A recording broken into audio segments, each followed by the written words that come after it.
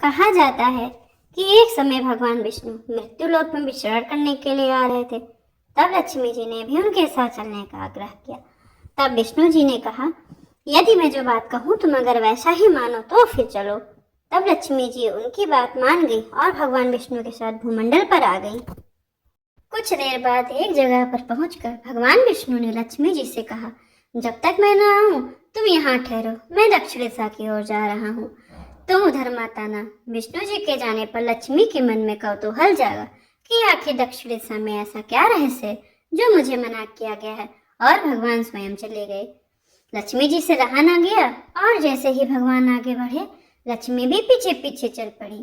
कुछ ही आगे जाने पर उन्हें सरसों का एक खेत दिखाई दिया जिसमें खूब फूल लगे थे। सरसों की शोभा देखकर वह मंत्रमुग्ध हो गई और फूल तोड़कर अपना श्रृंगार करने के बाद आगे बढ़ी। आगे जाने पर एक गन्ने के खेत से लक्ष्मी जी गन्ने तोड़कर रस चूसने लगी। उसी क्षण विष्णु जी आए और यह देख लक्ष्मी जी पर नाराज होकर उन्हें श्राप दे दिया कि मैंने तुम्हें इधर आने को मना किया था पर तुम न मानी और किसान की चोरी का अपराध कर बैठी। अब तुम इस अपराध के जुर्म में इस किसान की 12 वर्ष तक सेवा करो। ऐसा कहकर भगवान उन्हें छोड़कर क्षीर सागर चले गए। तब लक्ष्मी जी उस गरीब किसान के घर रहने लगी। एक दिन लक्ष्मी जी ने उस किसान की पत्नी से कहा कि तुम स्नान कर पहले मेरी बनाई गई इस देवी लक्ष्मी का पूजन करो, फिर रसोई बनाना, तब तुम जो मांगोगे मिलेगा। किसान की पत्नी ने ऐसा ही किया। पूजा के प्रभाव और लक्ष्मी की कृपा से किसान का घर दूसरे दिन से ही अन्न धन रत्न स्वर्ण आदि से भर गया।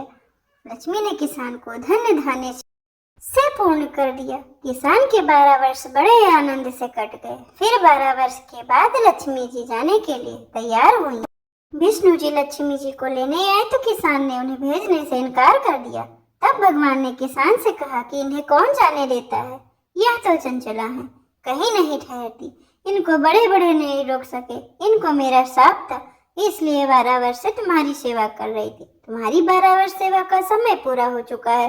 किसान हठपूर्वक बोला कि नहीं, अब मैं लक्ष्मी जी को नहीं जाने दूंगा। तब लक्ष्मी जी ने कहा, हे किसान, तुम मुझे रोकना चाहते हो तो जो मैं कहूँ वैसा करो। कल तेरस है, तुम कल घर को लीप पोत कर स्वच्छ करना, रात्रि में घी का दीपक जलाकर रखना और सायंकाल मेरा पूजन करना और एक तांबे के कलश में रुपए भरकर मेरे लिए रखना। मैं उस कलश में निवास करूंगी, किंतु पूजा के समय मैं तुम्हें दिखाई नहीं दूंगी।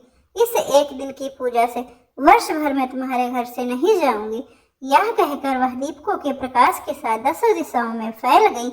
अगले दिन किसान ने लक्ष्मी जी की कथानुसार पूजन किया। उसका घर धन धान्य से पूर्ण हो गया। इसी वजह से हर वर्ष तेरस के दिन लक्ष्मी जी की पूजा होने लगी।